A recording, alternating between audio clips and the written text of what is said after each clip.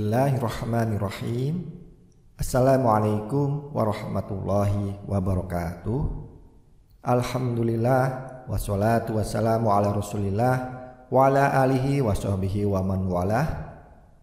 Sahabat beriman yang dirahmati Allah, alhamdulillah bisa berjumpa kembali di channel Quranic Healing.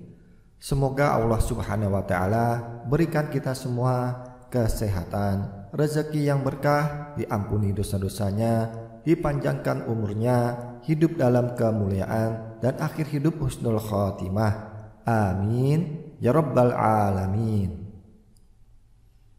Sahabat beriman yang dimuliakan Allah, nikmat paling besar dalam hidup ini adalah apabila Allah mengangkat derajat kita dan meraih ridha Allah Subhanahu wa taala, karena dapat dipastikan akan mendapatkan kebahagiaan dan keselamatan di dunia maupun di akhirat. Allah sayang kepada hamba-hambanya yang selalu beriman kepadanya. Namun jarang sekali umat Islam yang memahami bahwa Allah itu akan menaikkan derajat hambanya. Dalam hidup ini kita harus sepenuhnya meyakini kesempatan di dunia ini hanyalah untuk beribadah, dikarenakan hidup di dunia ini bersifat fana atau sementara. Situasi kehidupan berputar seperti kalanya roda yang berputar. Ada kalanya kita berada di atas yang serba ada dan berkecukupan, tetapi ada kalanya kita berada di bawah yang tidak memiliki apa-apa namun cukup untuk kita. Namun di situasi inilah Allah memilih orang-orang untuk dinaikkan derajatnya, karena perjuangan dan kesungguhan yang kita lakukan membuat kita dicintainya. Dinaikkan derajatnya oleh Allah Subhanahu wa taala membuat kita itu akan berada di dekatnya dan masuk ke dalam golongan orang-orang yang dicintainya.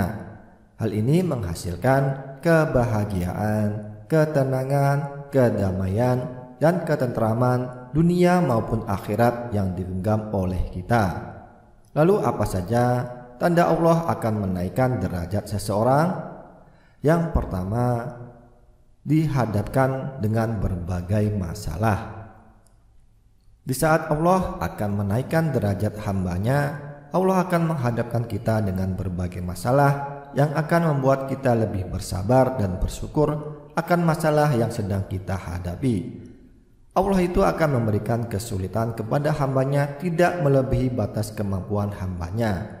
Dijelaskan di Al-Quran Surah Al-Baqarah ayat 286, La yukallifullahu nafsan illa wus'aha, laha ma kasabat wa 'alaiha maktasabat, Rabbana la tu'akhidna in nasina aw akhtana, Rabbana wa la tahmil 'alaina isran kama hamaltahu 'alal ladzina min qablina, Rabbana wa la tuhammilna ma la taqata lana bih, wa'fu anna waghfir lana warhamna, anta maulana fansurna 'alal qaumil kafirin.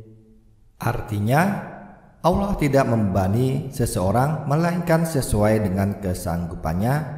Ia mendapat pahala dari kebajikan yang diusahakannya, dan ia mendapat siksa dari kejahatan yang dikerjakannya. Mereka berdoa, Ya Tuhan kami, janganlah Engkau hukum kami jika kami lupa atau kami tersalah. Ya Tuhan kami, janganlah Engkau bebankan kepada kami beban yang berat sebagaimana Engkau bebankan kepada orang-orang sebelum kami. Ya Tuhan kami, janganlah Engkau pikulkan kepada kami apa yang tak sanggup kami memikulnya. Beri maaflah kami, ampunilah kami, rahmatilah kami, Engkaulah penolong kami, maka tolonglah kami terhadap kaum yang kafir. Dari ayat ini kita tahu bahwa batas kemampuan setiap orang itu berbeda-beda dalam menghadapi ujian yang diberikan Allah. Namun ayat ini menjadi self reminder untuk kita agar kita memiliki beban hidup yang berat dan berada di situasi terpuruk sekalipun, kita harus senantiasa berserah diri kepada Allah yang selalu memberikan kita kekuatan yang luar biasa. Kemudian selalu bersabar dan bersyukur dengan yang kita jalani, karena Allah sedang mengangkat derajat hambanya.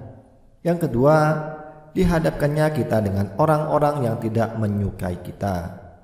Pada fase ini kita diuji kembali dengan orang-orang yang tidak menyukai kita hingga kita seakan berada di titik paling lemah, di mana kita sedang berusaha menjadi seorang yang lebih baik lagi dari sebelumnya.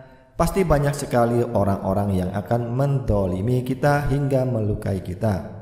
Ini adalah ujian yang sangat berat dikarenakan kita juga hidup berdampingan dengan banyak orang. Situasi ini yang membuat kita harus lebih memahami keadaan dan situasi yang sedang kita hadapi dan lebih melindungi diri agar tidak membenci orang lain, namun mendoakan yang terbaik untuk orang yang mendolimi kita. Ketika kita sudah berusaha, kita juga harus selalu ingat bahwa semua hal ini terjadi dikarenakan kehendak Allah Subhanahu wa Ta'ala yang sedang perhatian kepada kita, dikarenakan Allah menjauhkan kita dari orang-orang yang tidak baik bagi kehidupan kita. Maka dari itu kita harus selalu bersabar dan selalu meminta perlindungan kepada Allah yang Maha Pelindung. Yang ketiga, tanda Allah akan menaikkan derajat adalah mengalami kesedihan yang tiada hentinya. Ketika mengalami kesedihan di situasi yang memiliki banyak masalah yang bertubi-tubi yang membuat kita sedih yang berkepanjangan, masalah yang kita alami, baik itu masalah yang besar maupun kecil, hal ini adalah salah satu tanda Allah sangat menyayangi hambanya. Masalah yang kita alami adalah menjadi alasan untuk kita bersedih dan mengeluh, itu sangat wajar, tetapi kita jangan putus asa pada pertolongan Allah. Allah juga selalu bersama kita dalam keadaan sedih sekalipun, dan Allah memberikan kenikmatan yang begitu besar ketika kita berhasil melewati ujian kehidupan. Hikmah dari kesusahan dan penderitaan itu kan Allah lagi kangen sama kita, Allah sayang sama kita. Maknanya di balik setiap kesusahan pasti akan ada hikmah yang akan didapatkan. Sabar kunci dari datangnya pertolongan Allah Subhanahu wa Ta'ala. Dijelaskan di Al-Quran surah At-Taubah ayat 40, La tahzan innallaha ma'ana, yang artinya janganlah engkau bersedih, sesungguhnya Allah bersama kita.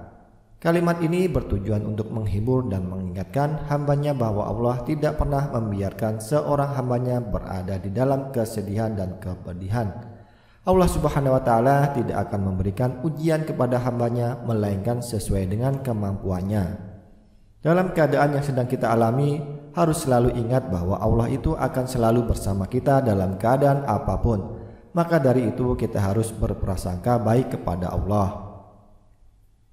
Yang keempat, didorong untuk terus beribadah. Kadangkala ada waktu dalam hidup ini ketika seseorang tak punya pilihan selain mengisi waktu-waktu yang dia miliki dengan beribadah. Hal semacam ini bahkan bisa saja terjadi karena terpaksa. Seseorang tak berencana melakukan ibadah tertentu, namun kesempatan dan kondisi tertentu membuatnya selalu harus melakukannya. Kasus paling sederhana dari kejadian semacam ini ialah ketika seseorang bisa dengan mudah melakukan kebaikan dan ibadah yang sebelumnya tak direncanakan. Bila hal demikian terjadi padamu, maka itu adalah tanda Allah Subhanahu wa Ta'ala sedang menaikkan derajatmu, sebab Dia ingin kamu lebih dekat dengannya dengan ibadah-ibadah yang kamu lakukan.